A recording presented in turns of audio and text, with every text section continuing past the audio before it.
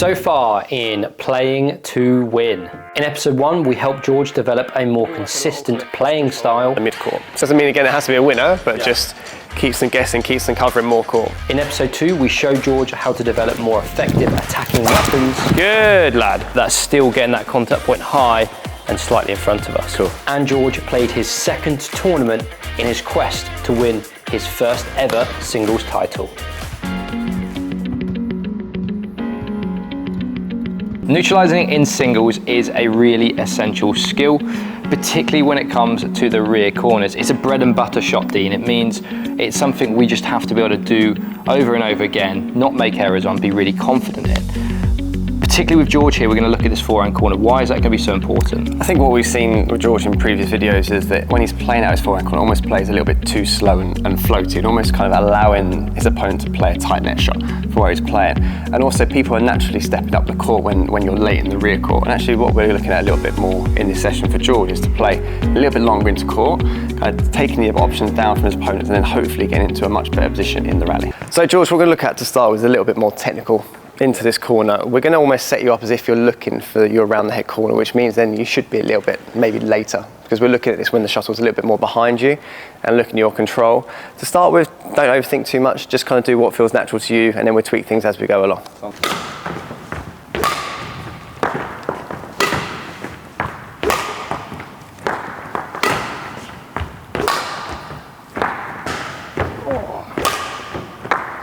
Better. I think actually from a trajectory perspective, I think much better than when we've seen you in previous weeks in the videos. You're trying to play it a little bit flatter, which is great.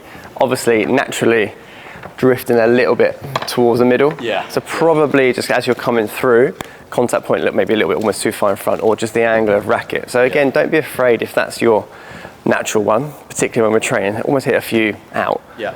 And then just kind of then work to bring it back a little bit. Yeah.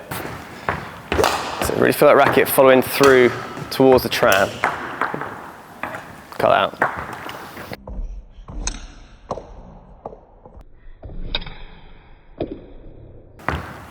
That's better, that's lovely. Good. Keep exaggerating out towards the tram. That's better. Better line. So it's just feeling like that forearm rotation as you come through is squaring up a bit more, because at the moment as you come across, you're shutting this wrist down, which is just, one, bringing it in, and two, it just slows it down a bit too much. I think we talk about speed off the strings a lot, and like we want it coming a bit sharper, whereas when as soon as you add that slice, it slows down a lot, and then it gives your opponent that time to come in and make you move somewhere else. Nice. That's nice. Tough. That's okay. I'd still don't be afraid to exaggerate more, so you're still very naturally going towards the middle. I know you're thinking it's out, but just for now, just to get a feel. I think we said it in previous weeks, if you're naturally here and you have a go at doing that, it's so much easier for you to meet up in the middle quite quickly, otherwise you'll end up chipping away at this for ages and ages. Good.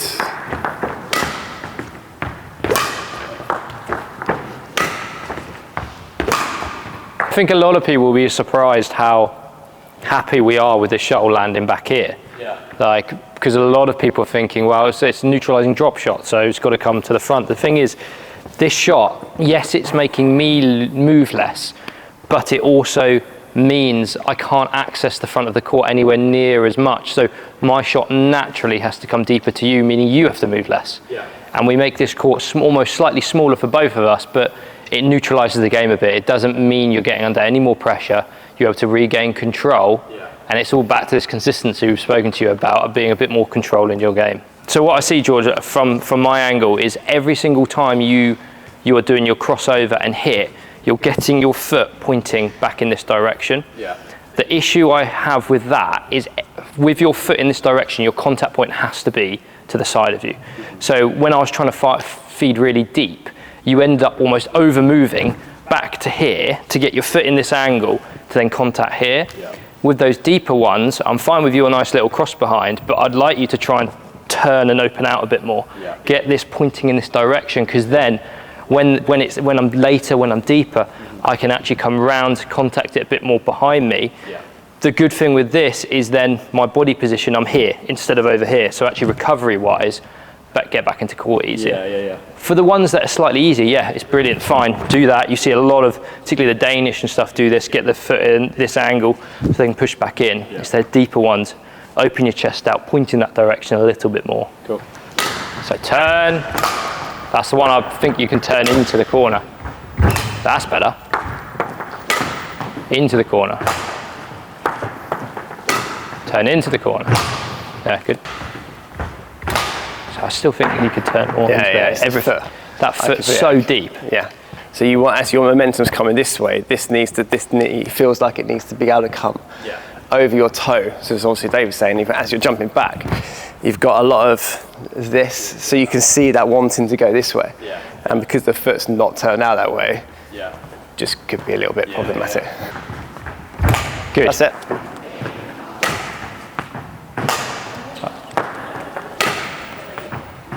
That's it.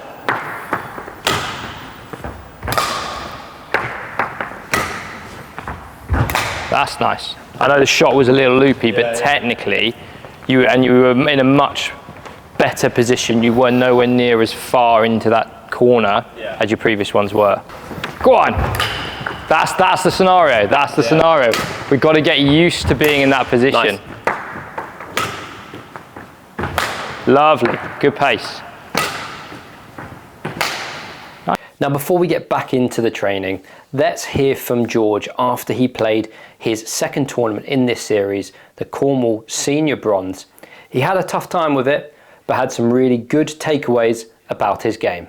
Lost the first one 22-20, I think. Felt pretty down and thought at that point I'll be really happy if I can come through and win this match. So yeah, just tried to cut down my mistakes, move them around a bit more, play my slices, and yeah, managed to win the next two and yeah, come through and win it. So really happy. Yeah, really tough one. He outclassed me in the first game. Second game I was able to move him around a little bit more, not play to his racket, got me back in the game. I think I was playing my slices a lot better as well.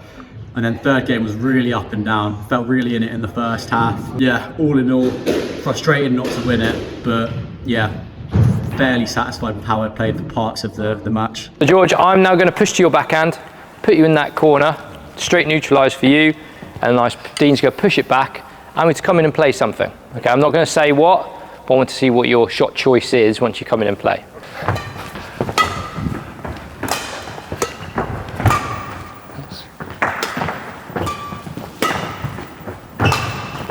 That's that speed. We need that a little quicker.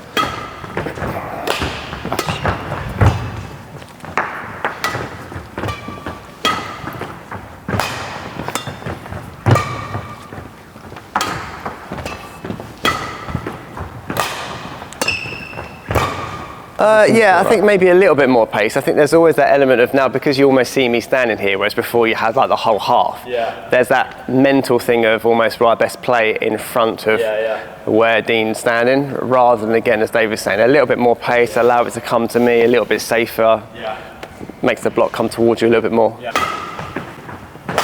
Good. Much better.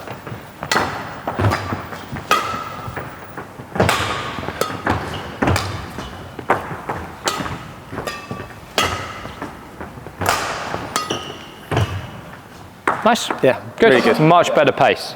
Much better pace. And I don't know if you saw, but Dean occasionally was trying to play to the net. Yeah. And he had to play this loopier flighted shot, which gave you the spin. If you had played yours softer, he could come in, play the spin first, and now instead of you being in control with your spin, you're now either trying to spin from down here or having to just lift out. Yeah. Go. Up. There we go. So we're going to go into a neutralizing routine now. We're going to start just with pushes, okay, relatively cooperative. I'm going to just lift into your forehand corner first. You neutralize, we'll go back into pushes. Okay, so it's just you just building this sort of consistent routine of those pushes into that corner. Yeah. Okay?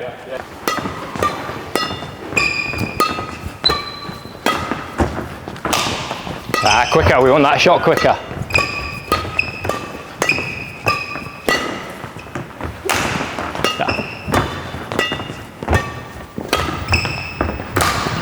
Lucky. That's the right pace. Easy. Yeah. Neutralise. That's it. Back in. Yeah. Still just make sure you're trying to contact it as high as you can still. Obviously I'm trying to get you into that corner, but we don't want to just let it drop. Yeah. Good.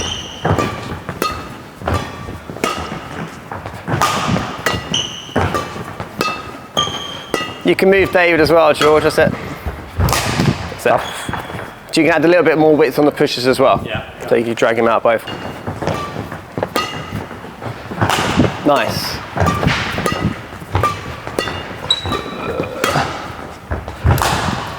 So we're finished with one chance attack, George. Obviously we've done this one last episode, okay, on where we're really focusing on attack. Here we're more focusing on shot choice, because obviously in this game I can lift high, but I can only lift flat if I want to. So you've got to gauge that time of, do I neutralize this or do I go for it? Okay, some of that is what you're anticipating, some of that is your foot movement, can you get quick enough to get up? And some of that is, yeah, just decision making. Am I going to be out of position, and do I just need to control the shot back in? Yeah.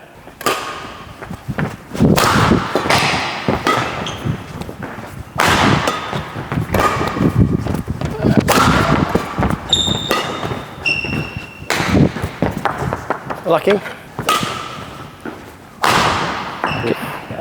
Contact point.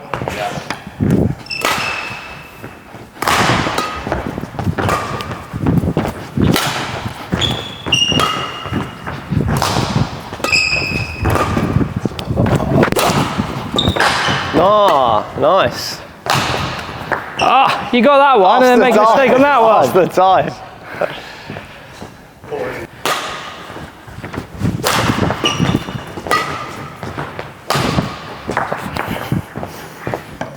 I still feel like sometimes already that when you are neutralising again, because it's almost a bit more of a single shot routine, you're playing against someone, that the error rate's gone up. Yeah. Because you kind of feel like you're playing tighter again. Yeah, You're still just kind of almost ignoring a little bit what's happened over here and concentrating back on you and what you need to achieve, which is we talked about, that margin, that consistency, that length into court, and then you're fine after that.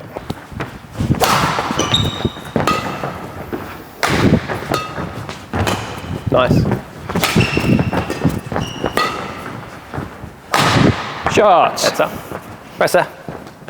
Overall doing here over these last 3 episodes, Dean, is building this game for you, George, where we're more consistent, we're playing more shots that are not going to put us under pressure, but then adding those weapons in when necessary. And now for you, it's developing those skills to be able to judge when to use both and build that into your style.